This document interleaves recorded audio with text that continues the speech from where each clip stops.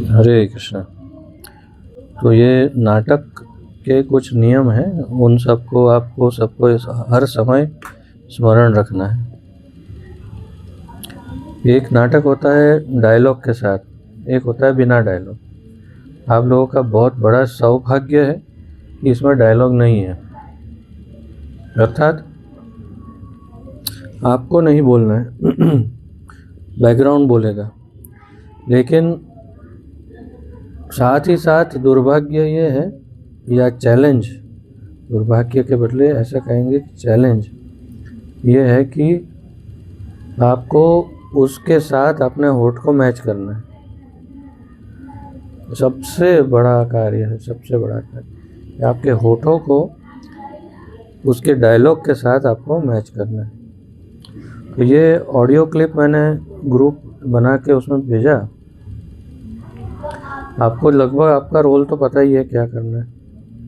आपको अपने रोल के डायलॉग को कम से कम 100 बार सुनना चाहिए और उसके साथ साथ बोलना चाहिए, उसके पीछे पीछे बोलना चाहिए तो पेपर पे लिखना चाहिए उसका डायलॉग, और फिर उसके साथ साथ होठ हिला के बोलने का प्रयास करना चाहिए। क्योंकि हमें 9.5 मिनट में 9 मिनट और 37 सेकंड 9 मिनट और 37 सेकंड में पूरा कंप्लीट करना है। उसके बीच में ब्रेक आएगा जब सीन चेंज होगा, तब ये पॉज होगा। तो उन मिनटों को हम नहीं गिनते हैं, लेकिन जब कंटिन्यूटी देखेंगे तो 9 मिनट और 37 सेकंड में ड्रामा पूरा होता है। तो इसलिए हमें उसके साथ, उसको अंग्रेजी में कहते हैं लिप सिंक, यानी कि सिंक्रोनाइज करना, यानी वो होठ का और आवाज़ को मैच करना, वो आपको करना होगा। नहीं होने से बहुत विचित्र लगेगा। अगर आप अपना डायलॉग ठीक से याद नहीं कर पाएंगे तो बहुत ही विचित्र लगेगा कि वो कुछ और बोल रहा है और ये कुछ और उसका होठ कुछ और हिल रहा है। बस आपके लिए सबसे बड़ी चैलेंज यही है। दूसरा बहुत ही सबसे महत्वपूर्ण नियम कि स्टेज का जो एरिया है, जैसे ये मान लो ये स्टेज का एरिया है, इस स्टेज के एरिया में वहाँ पर ऐसे मानते हैं कि 500 लोग बैठे हैं सामने। 500 में से सबकी 2 आँखें हैं, तो 1000 आँख। 1000 में से ऐसा मान लो कि कम से कम 900 आँखें, कम से कम 9, क्योंकि ये ड्रामा है इसलिए कम से कम 900 आँखें यहाँ पर लगी हुई है। अच्छा, ये 900 की 900 आँख क्या एक जगह पर लगी है?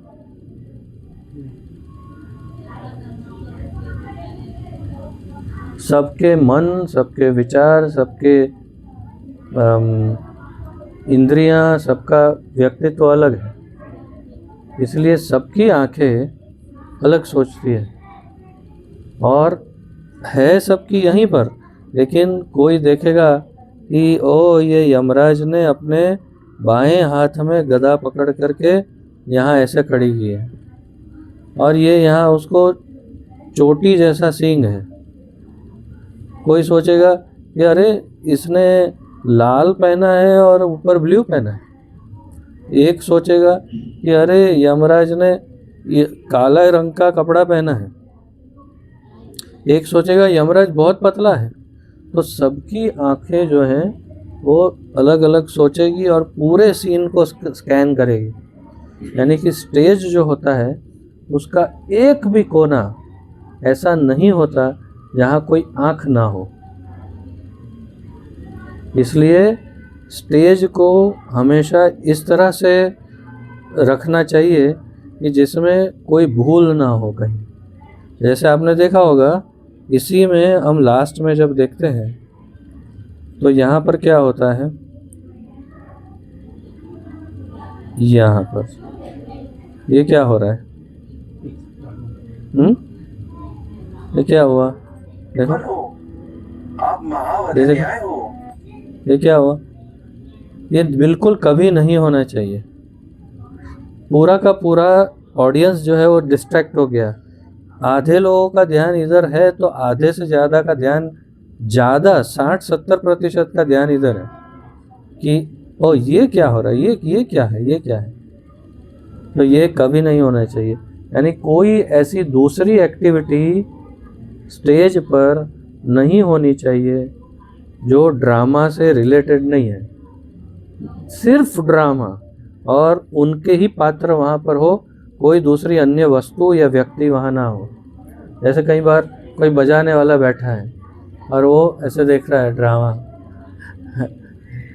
तो कई आंखें ड्रामा न देखकर इसको देखेगी, ये देखो ये कैसे हंस रहा है।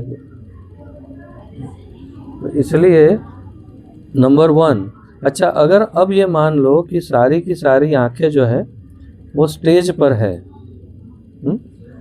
तो कौन सी ऐसी जगह है जहाँ पर आंख नहीं पहुँचती?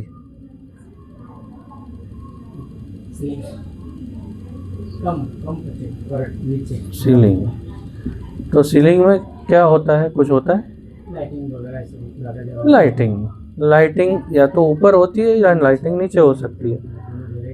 तो लाइटिंग जो है उससे हमें कोई लेना देना नहीं। तो लाइटिंग अपना काम करेगा, वो वहाँ है तो वो है ही। लेकिन अगर ये डायलॉग वाला नाटक हो तो ऊपर से माइक लटकाए जाते हैं कई बार, और उसमें लाइव डायलॉग बोले जाते हैं, तो ऊपर माइक लटक रहे होते हैं। ऐसा कोई हमारा वो है नहीं।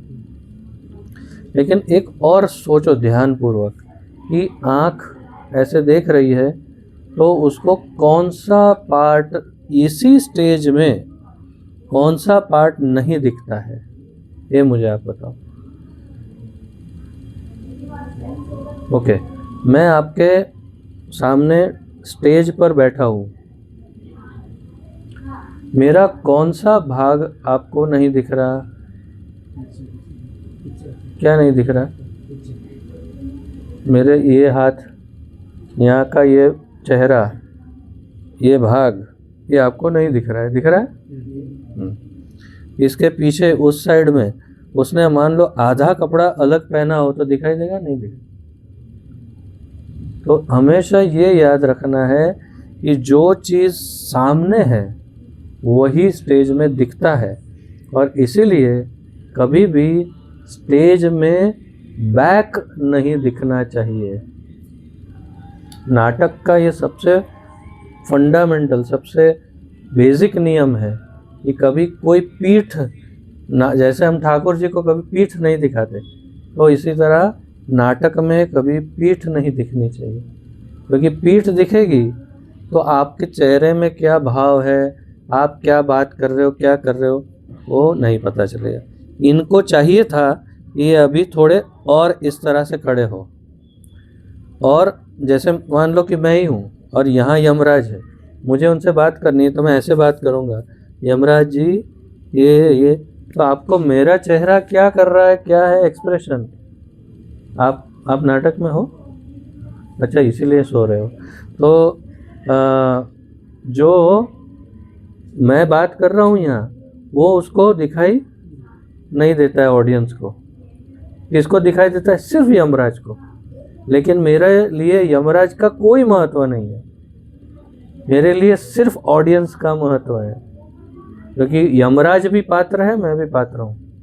तो मुझे किस तरह से बोलना होगा? यमराज इधर है लेकिन बोलना है इस तरफ। यमराज है इधर लेकिन बोलना किधर है? इस तरफ। तो उनके सामने ऐसे देखना है। लेकिन यमराज जी, मैं ये कह रहा हूँ कि आप जो कह रहे हैं उसके अनुसार ये है वैसे। तो कहने का मतलब बात ऐसे करके उनके सामने है, लेकिन डायलॉग डिलीवरी किसको होनी चाहिए? ऑडियंस को होनी चाहिए। अगर मैं ऑडियंस को देखूंगा तो ही उनके साथ कनेक्टिविटी होगी। ये तो ऑडियंस डिसकनेक्ट हो जाएगा कि ये हमारे साथ बात नहीं कर रहा है, ये उनसे बात कर रहा है। लेकिन आपका सब्जेक्ट कौन है? विषय ऑडियंस, यमराज नहीं है। इस बात को आपको हर समय याद रखना है। कि आप जो कुछ भी करते हैं, जो कुछ भी, आपको सब कुछ ऑडियंस के लिए करना है। इसलिए आपस में भी बात है, डायलॉग है, ये है वो, जो कुछ भी है, आप उनके तरफ देख करके फिर ऑडियंस की तरफ घूम जाओ। ठीक है, तो ये स्मरण रखना, हमें ऑडियंस को क्या दिखाना है और ऑडियंस को क्या नहीं दिखाना है। जैसे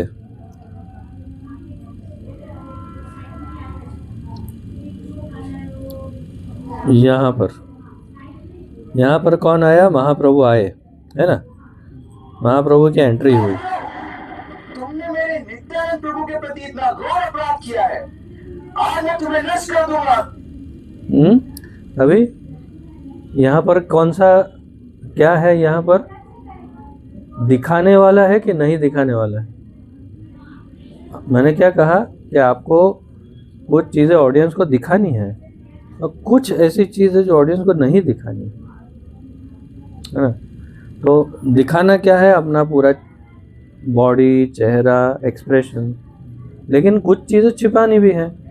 तो इस सीन में महाप्रभु को क्या छिपाना था?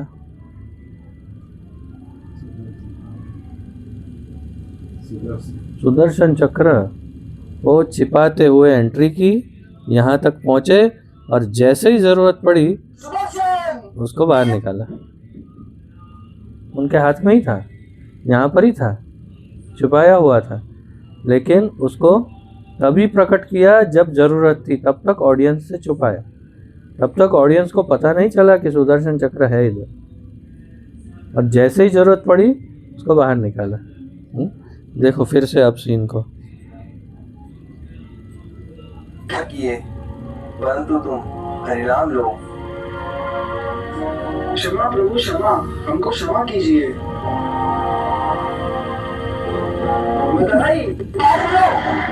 तुमने मेरे नित्यानंद प्रभु के प्रति इतना घोर, देखना, तुमने मेरे, रुक जाओ, मुझसे क्षमा मांगो। अभी उसका एंट्री से देखो, देखो तब से उसका हाथ एक छुपा के रखा है, वो देखो। तुमने मेरे नित्यानंद प्रभु के प्रति इतना घोर अपराध किया है, आज मैं तुम्हें नष्ट कर दूंगा। सुदर्शन। तो ऑडियंस से क्या छुपाना है और क्या दिखाना है, वो भी हमें बहुत सतर्क रहना है। ये नहीं कि हाथ में सुदर्शन खेलते खेलते अंदर आए, हाँ ओ सुदर्शन, यस। तो बहुत सावधान रहना है इस बारे में। तो क्या दिखाया है? उन्होंने चेहरा दिखाया, लेकिन ऐसा साइड फेस दिखाया कि सुदर्शन को छिपा पाए, लेकिन अधिक से अधिक समय उनको अपना चेहरा ऑडियंस को दिखाना है। इनको भी अपना चेहरा ऑडियंस को दिखाना है। ये साइडवेज नहीं होना चाहिए कभी। साइड में होने से एक्सप्रेशन का पता नहीं चलता है, चेहरे पर क्या भाव है वो। इसके लिए हमेशा घूम जाना है। कुछ भी है, डायलॉग है, सुदर्शन करके ऑडियंस को दिखाना है, सुदर्शन। तो वो एक्सप्रेशन जो है वो ऑडियंस को दिखाना है, जगह मदे को नहीं दिखाना है। वो तो जानते हैं कि ये क्या है सीन। हाँ, और जगह मदाई को भी अगर डर लगता है तो डर के ऐसा नहीं दिखाना, डर के ऐसे दिखाना है। हाँ, तो ये ऑडियंस सबसे महत्वपूर्ण है। ये नाटक का फंडामेंटल नियम है। अब देखिए, ये भी नित्यानंद प्रभु भी यहाँ पर ऑडियंस के सामने फेस करके बोल रहे हैं। तो पापी है, आप उनके पाप करने की प्रवृत्ति को मारने आए हैं, ना कि पापियों को। लेकिन इनका चेहरा अब हमें नहीं दिख रहा है, उन पे कृपा कीजिए। अब हमें पता नहीं चल रहा है कि वो क्या उनके चेहरे का भाव है। तो इनको क्या करना चाहिए? यही डायलॉग कैसे बोलना चाहिए उनको? आप इनका उद्धार करने आए हैं, आप महावदान्य आए हैं, आप इस ऐसे पापियों का उद्धार करिए महाप्रभु। तो डायलॉग कहाँ बोलना है? ऑडियंस में। तो ये आप सबको ऑल द टाइम चेतना में स्मरण रहना चाहिए, तो ही अच्छा नाटक हो पाएगा। क्योंकि एक एक पात्र को ऑडियंस को पकड़ना है। हमें क्या करना है, उन 1000 आँखों को अपनी तरफ घुमाना है। जबकि अगर आप अच्छा नहीं करेंगे तो आँख यहाँ घूमेगी, यहाँ घूमेगी, यहाँ घूमेगी, लेकिन यहाँ नहीं घूमेगी। और अगर आप अच्छा परफॉर्म करेंगे तो सारी की सारी 1000 आँखें आपके ऊपर आ जाएगी। वो आपको करना है, वही सबसे अच्छा एक्टर होता है कि जो पूरे ऑडियंस की आंखें अपनी तरफ ले सके, वो सबसे अच्छा एक्टर होता है। तो वो आपको करना है। ओके, ठीक है, समझ में आया? क्या रोल है तुम्हारा? गदाधर पंडित। ओके, लेकिन बगासा वहाँ पर नहीं चलेगा। मतलब यहाँ पर बगासा खा सकते हो, लेकिन वहाँ अगर ऐसा कुछ होता है, अचानक बगासा आया तो क्या करेंगे सबके सामने?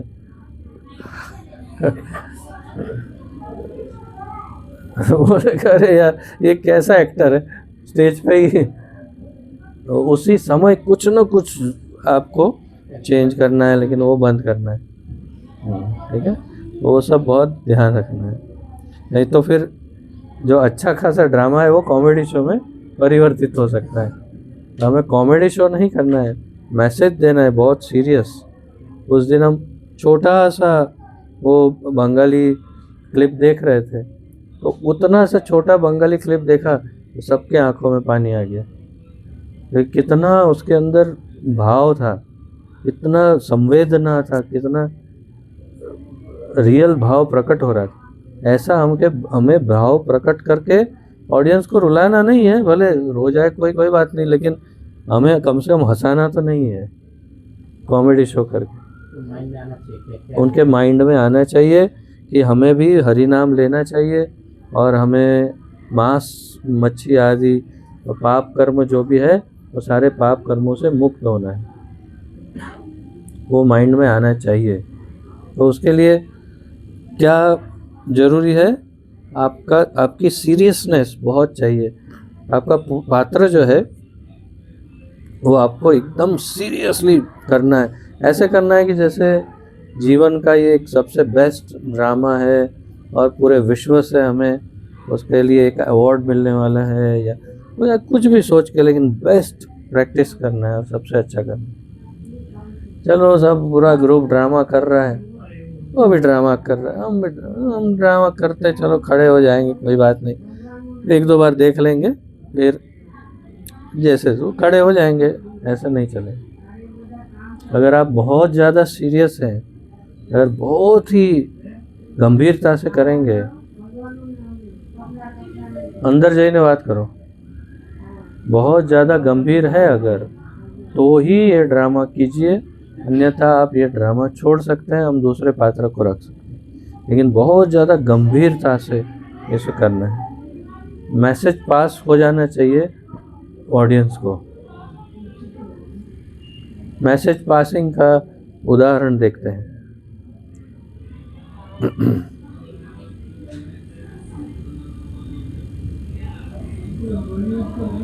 जैसे आप अपने बालों को देखिए, हेयर स्टाइल, अपने कपड़ों को देखिए, आपकी बात करने की स्टाइल को देखिए, आपको जीवन जीने की स्टाइल को देखिए। ये कुछ आपका नहीं है, ये जो भी है कुछ भी आपका नहीं है। आपने किसी का उठा के लिया है, अपनाया है किसी न किसी। कहाँ से? कोई तो किसी को करते हुए देखा, उसका इतना असर हुआ कि वो आपने लिया। किसी की हेयर स्टाइल अच्छी लगी, अच्छी हेयर स्टाइल है, चलो हम भी ऐसी हेयर स्टाइल रखेंगे। ओह, ये कपड़ा अच्छा पहनता है, ये कपड़ा निकालो, वो कपड़ा पहनेंगे। ऐसा बोलना चाहिए, ऐसा खाना चाहिए, ऐसा करना चाहिए, ऐसा जीवन जीना चाहिए, नियम नहीं चाहिए, कुछ नहीं। तो ये सारा हम कहाँ से सीखे? दूसरों से सीखे। क्यों? क्योंकि वो अपना मैसेज पास कर पाए आपको। उसने ऐसे किया, इतना अच्छा किया कि आपको मैसेज पास हो गया, भले वो सही था कि गलत। इस तरह से हमें इस ड्रामा से मैसेज पास करना है ऑडियंस को कि आप अपने पाप कर्मों को छोड़िए और श्री चैतन्य महाप्रभु की शरण लीजिए, हरि नाम की शरण लीजिए और अपना जीवन एकदम मधुर बनाइए। और नित्यानंद प्रभु जैसे दयालु आप पर कृपा करेंगे। ये मैसेज पास करने के लिए एकदम गंभीर ड्रामा करना है। तो आप तैयार हैं?